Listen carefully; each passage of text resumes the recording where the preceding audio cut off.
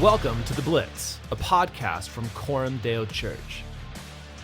The Blitz is all about tackling tough topics head-on at full speed. Are you ready? Well, good morning, good afternoon, good evening, good whatever time of the day it is that you happen to be checking out this podcast. My name is John, pastor at Coram Deo Church, and I will be your host today once again, as always, on The Blitz. Hey guys, hope you're doing well. Today we're going to have some fun. We are going to be tackling a question I know that you are all wrestling with. This is keeping you up late at night. Why isn't America in the book of Revelation? Why is our country not mentioned in the book of Revelation? That may sound like a very, very odd question, and you may be wondering, who in their right mind has ever asked that question? Or maybe as I ask the question, you're like, why haven't I ever asked that question? Okay, so I'm going to tell you a little bit of why I'm addressing this question in a podcast.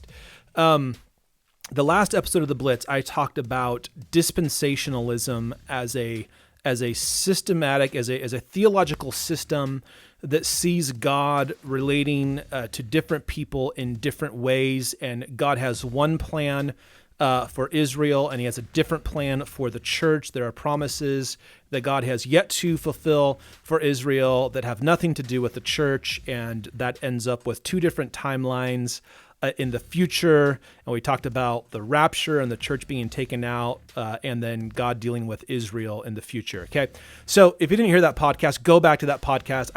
It's the longest podcast I've ever done. It's over an hour. And I try to lay out just kind of the way that dispensationalism approaches the scriptures, and then also contrast that with what's a more covenantal way of thinking about scripture and promise and revelation. Okay. So that's one of the reasons I'm answering or asking this question. With all the stuff going on in Iran with Israel, there was a lot of stuff online about dispensationalism and whether or not our country has a moral obligation to support Israel no matter what. And so I wanted to kind of address that theology, that the dispensationalism.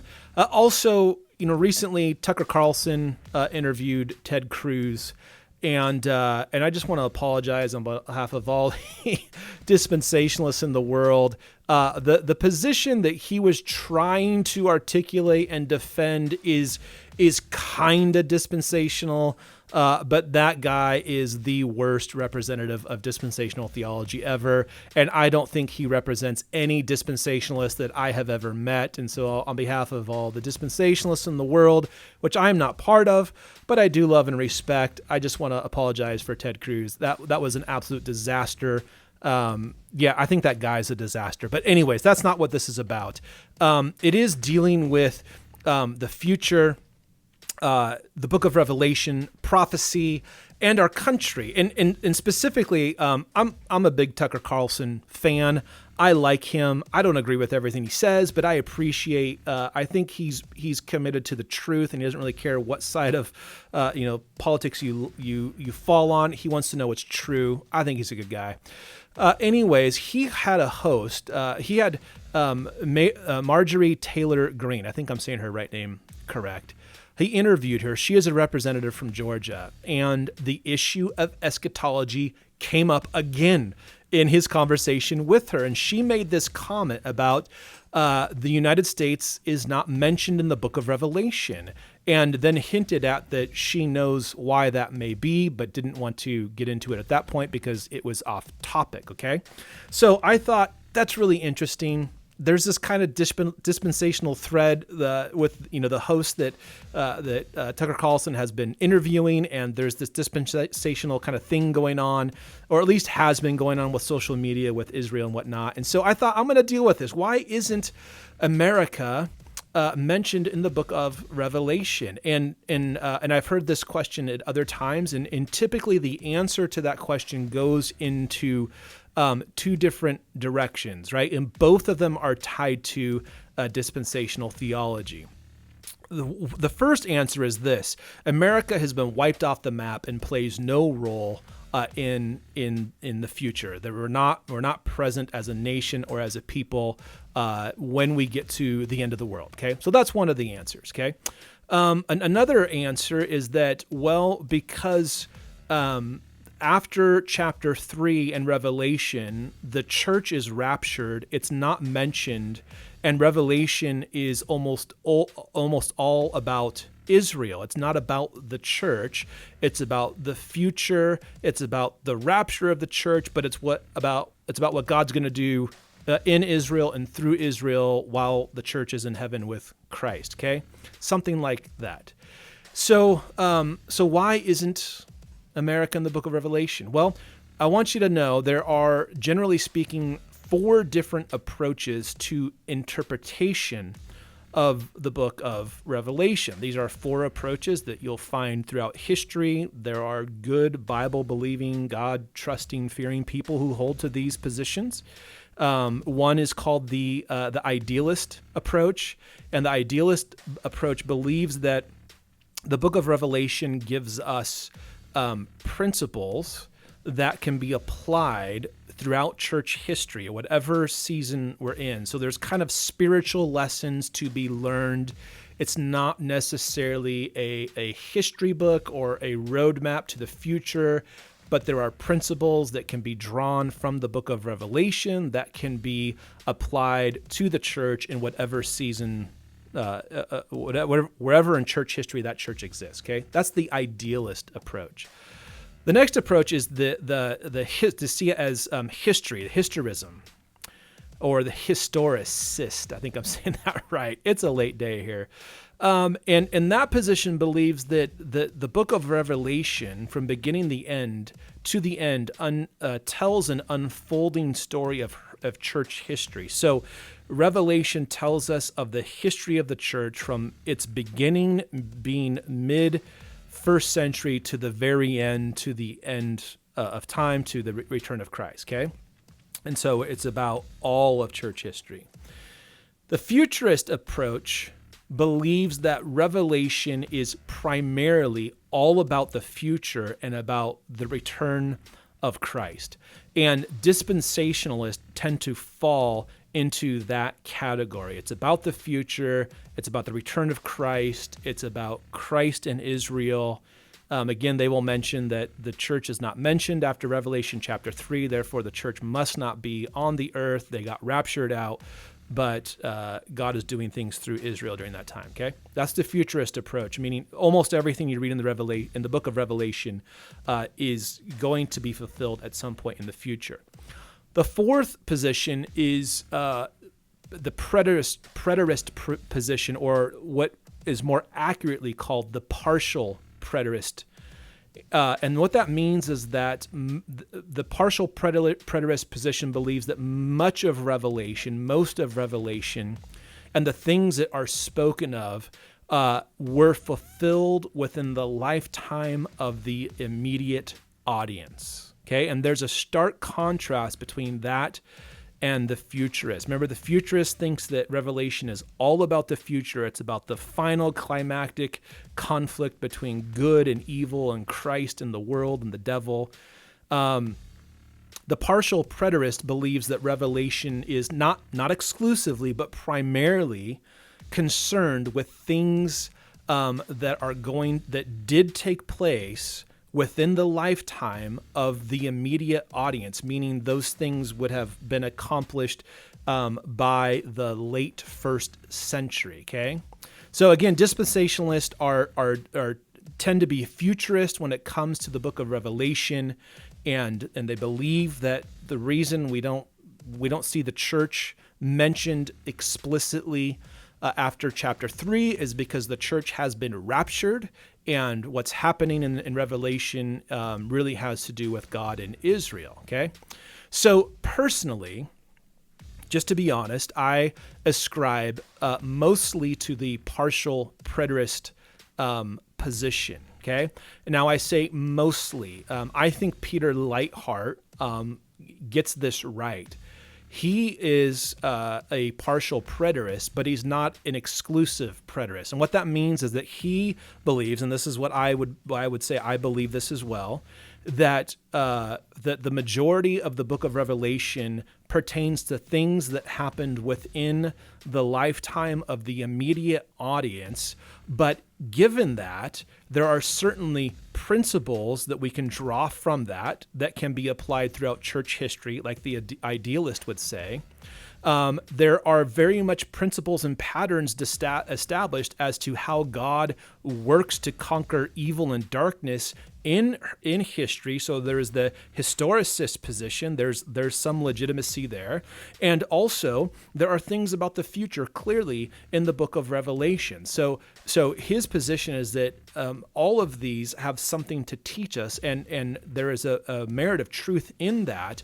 But the fundamental position would be partial preterist, meaning that, again, Revelation is primarily concerned with events that took place within the immediate lifetime of the immediate audience. Okay, so that would be my position. And so when you come back to the question of why isn't America mentioned, well, it is possible that we're wiped out and just don't exist. That is possible. That's not necessarily probable, but I guess it is possible.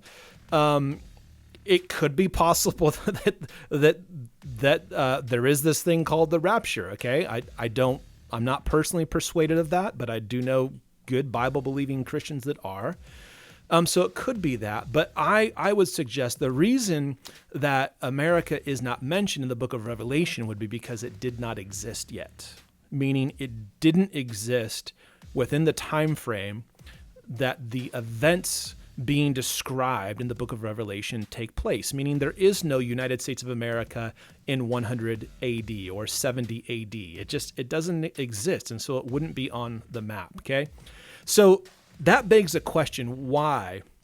Why is it that I would think that the book of Revelation is primarily dealing with things that occurred within the first century? So I want to just briefly lay out an argument. I'm gonna refer to some scriptures. I would encourage you, write the references down, go and read them for yourself, do the study, see where the scriptures lead you. I'm just gonna lay out what I see and what I think, okay? So one of the most important texts in terms of understanding eschatology and the end and the way that we understand Revelation is actually Matthew chapter 24, okay? So in Matthew chapter 24, that's is also repeated in, I believe it's Luke 17 and Mark 13, I believe. Forgive me if I'm off on those, but if my memory serves right, those are all the same teaching, the same exchange with Jesus and his disciples. Okay, so the disciples come to him and they say in verse 3, tell us when these things will be and what will be the sign of your coming in the close of the age. Okay, and previously to that, Jesus talks about the temple being destroyed. Okay, that the rocks are going to be torn down. There won't be one standing on another. And obviously this is a judgment. This is a cataclysmic event in history. And so they want to know, when is this going to happen? And what is the sign of your coming in the close of the age? Okay. Now the word age, the close of the age, that does not necessarily mean the close of history, right? It's a time. It's a chunk of time in world history. Okay. So keep that in mind. So Jesus goes on, you can go read the chapter yourself, and he lists off all these signs that are kind of leading up like contractions and the pains that lead to a delivery. He says these things are going to happen. He talks about wars and signs of wars and rumors of wars and earthquakes, and he talks about an abomination that brings desolation, and he refers to the book of Daniel. He says, let the reader understand, meaning that Daniel should be shaping an understanding of what Jesus is talking about in Matthew 24. He says that there will be false Christ, and then he mentions great suffering, right? There's going to be great suffering. And then he goes on to mention a number of other things. What's important to note is that when that section comes to a close in verse 34, so this is still Matthew 24, Jesus is still answering the question, when is this going to happen? What is the sign of your coming in the close of the age? After he gives all of these signs, in verse 34, he says, truly I say to you, this generation will not pass away until all these things take place. Okay? So after Jesus talks about all of these signs of the close of an age and his coming and this destruction that's going to come upon Israel, he says that the generation that he is speaking to, because Matthew is recording this, Jesus said these words to people in approximately 33 AD. He said to them, this generation will not pass away until all these things take place, okay? So Jesus seems to be putting a timestamp on this, that the things that he is describing would come to pass, they would be fulfilled within that generation. A generation is approximately 40 years, okay? So if Jesus is talking about things that are going to be fulfilled within 40 years of him speaking these things, that's roughly 73 AD, okay? Then he couldn't possibly be talking about the end of the world, because the world didn't end in 70 AD, okay? So when he talks about this great suffering, this incredible cataclysm, man, I can't really talk today. This catastrophe that's going to come, right? And the hardships that are going to come, he's attaching to them within the lifespan of the people who are hearing him, okay? Now, some people will say, well, what about verse 30? Because this is in that same chapter. It's in that same section that he's talking about. In verse 30, it says, then will appear in heaven the sign of the Son of Man, and then all the tribes of the earth will mourn, and they will see the Son of Man coming on the clouds of heaven with power and great glory. And they go, doesn't that sound like a return?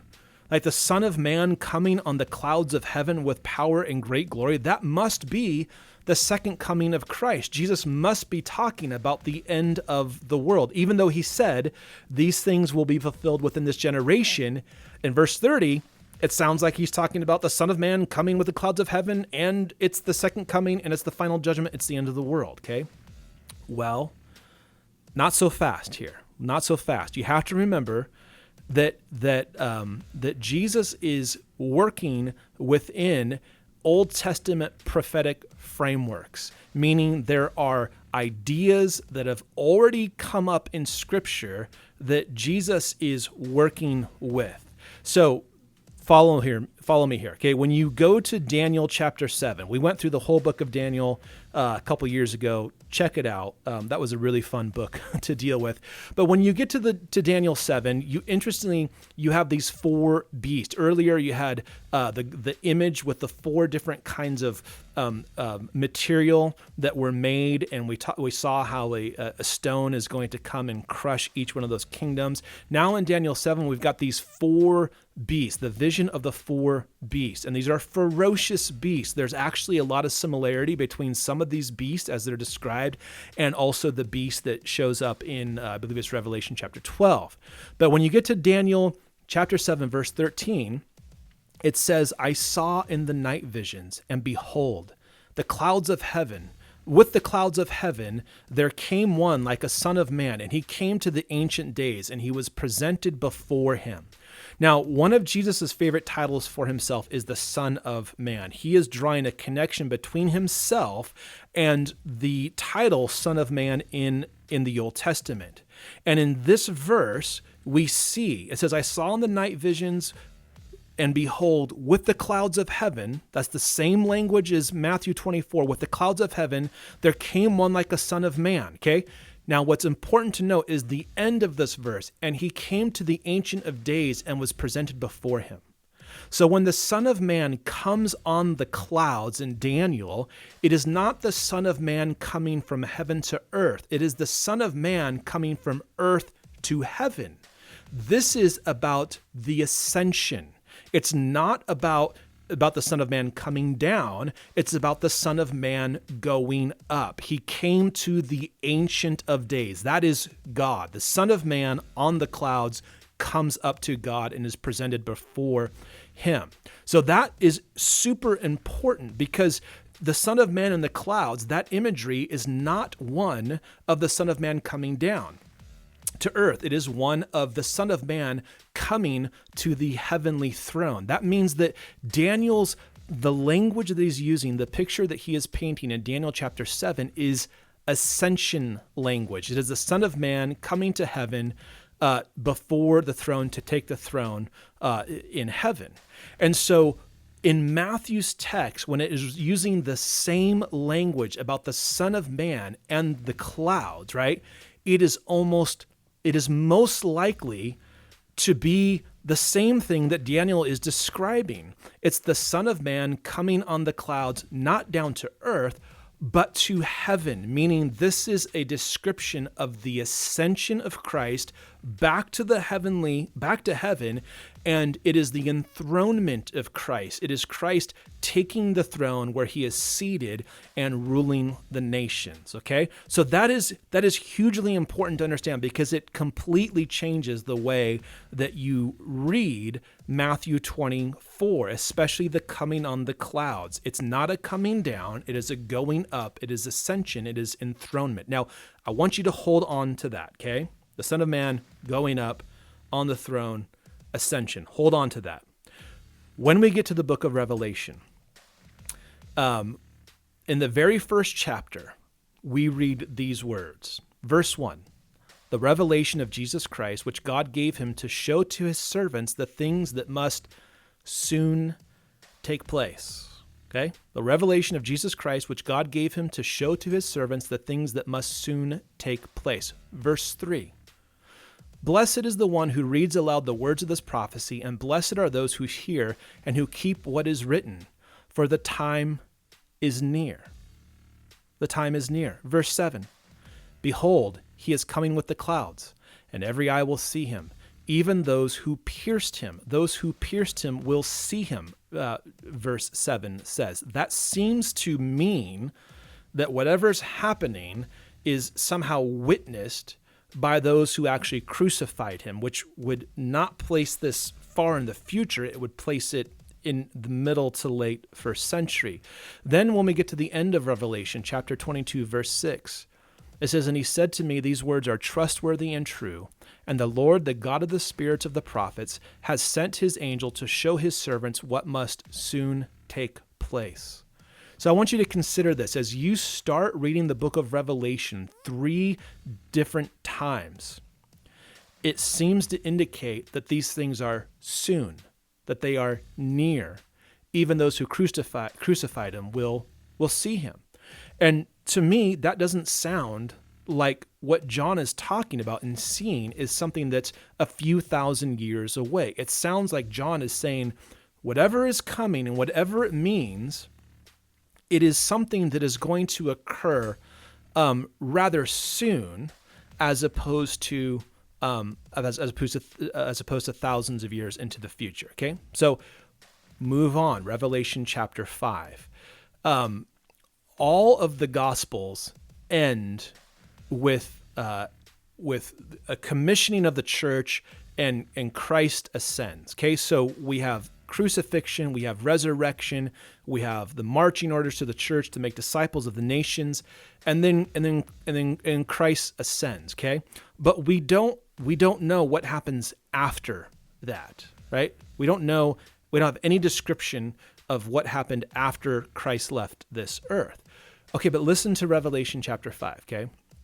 Verses 1 through 6. Then I saw in the right hand of him who was seated on the throne a scroll written within and on the back, sealed with 7 seals. And I saw a strong angel proclaiming with a loud voice, who is worthy to open the scroll and break its seals? And no one in heaven or on earth or under the earth was able to open the scroll or to look into it. And I began to weep loudly, because no one was found worthy to open the scroll or to look into it. And one of the elders said to me, weep no more. Behold, the Lion of the tribe of Judah, the Root of David, has conquered, so that he can open the scroll and its 7 seals. And between the throne and the 4 living creatures and among the elders, I saw a lamb standing, as though it had been slain, with 7 horns and with 7 eyes, which are the 7 spirits of God sent out into all the earth. Okay, what is John describing? What John is describing is is a heavenly reality, something that was not visible from earth, but something that did objectively take place in heaven. He is describing the ascension and the enthronement of Christ the King. Right? Remember, where do the Gospels leave off? Jesus is ascending, but that's all they see. Revelation gives us this peek. It pulls the curtains back, if you will, and we get to see from heaven what is happening. We see from heaven the things that are taking place. And what we're seeing is the ascension. Right? There's a part in Revelation 5 where there's nobody who's worthy to take the scroll, and then now some figure appears. It is the Lion of the tribe of Judah, the root of David. These are Old Testament prophecies about the Messiah who would come. He is the one who is worthy, and he is the Lamb who is standing, though he had been slain. This is clearly about Jesus, but what's happening in this text is the ascension. It is the throne. So Christ has taken his throne. That's what's happening in Revelation chapter 5. It's describing what happened immediately after Christ left this earth. And then what is the very next thing that happens? When Christ takes his throne, what comes next? Well, these scrolls are opened, and in these scrolls, there are judgments. With each scroll, there are unique judgments that are poured out. Now, these are not final judgments. And these are not judgments upon the whole earth. Rather, these are judgments upon Israel. And that, in my opinion, that ultimate judgment, that final judgment came in 70 AD, which was within the lifespan of the generation that Jesus said these things are going to happen. It came in 70 AD with the destruction of the Jerusalem temple. And this happened exactly as Jesus said, that there would be no stone left on another standing. It would be absolute destruction. And from that point forward, in history, we do not have a temple. We do not have the sacrifices. We do not have all of the covenantal liturgical elements that were central to the life of Israel. All of that comes to an end in the destruction of the temple. And I believe that that's what those scrolls are about. That's the judgment that is coming down, and it comes as a result of Christ, who is rejected by his people, but vindicated by the Father through the resurrection, who ascended to his heavenly throne, who is seated down, and now judgments are being cast out, and they're being carried out upon Israel. Now, that's not to say that there is nothing about the future in the book of Revelation. If you read it, surely there are images and glimpses of a glorious future, and there are principles about the victory of Christ over darkness, right? And the devil, that those things, they apply to us. We can apply them in terms of hope for the future in God's kingdom. But I believe, in my opinion, the majority of Revelation is about events that occurred within the lifetime of the immediate audience. And of course, that would have ended, if I'm right, in the late first century. Okay. So why isn't America in the book of Revelation? Well, my guess is that it's because America wasn't around yet, because Revelation wasn't primarily about the future.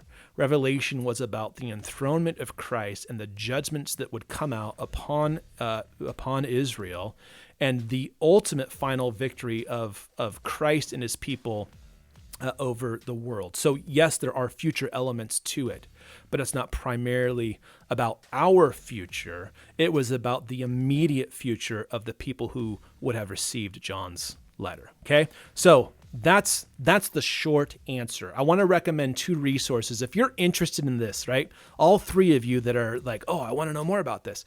Two resources I would recommend. I mentioned one earlier. We did a class, a year-long class on the book of Revelation. We dealt with each chapter in one session. I know it's thick. I know it's a lot to go through, but there are really good resources there. It's available on the app or our website. Dive into that. I think you will find that helpful in terms of understanding the book of Revelation. Also, a book that we read before we did that class, it was actually kind of a catalyst to us doing the class, was a book called The Book of Revelation Made Easy, and it's by Kenneth Gentry. And make sure you get the one by Kenneth Gentry, because I looked on Amazon and there's other books that are kind of titled close to the Book of Revelation Made Easy. Make sure you get the one that's by Kenneth Gentry. He talks a lot about Matthew chapter 24. And one of the things that he goes into is that the next event that Christ's disciples were expecting in terms of world history was not the second coming of Christ, but a final climactic judgment on the temple. And you can see in the Gospels how everything is building towards that, and you certainly see that in Matthew 24, again Mark 13, Luke 17.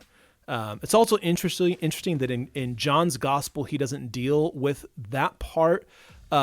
Dealing with the temple and the destruction, he doesn't deal with it, but if I'm right, he does actually deal with it in the book of Revelation. But anyways, he explains the importance of Matthew 24 as we read the book of Revelation in light of it. Okay, so check out the class. It's all online. It's all free. Order the book. It is I think it's 120 pages. It is, as far as theology and eschatology goes, it is a rather simple read. I don't think it's very expensive. Whether or not you're convinced, you'll have a much better idea of why people hold to a partial preterist position. And just one final time, because I'm contrasting this with some of the dispensational theology, I just want to reaffirm, I love my dispensationalist brothers. This is not a hill to die on, so to speak. Dispensationalists love the Lord. They are trustworthy, good people.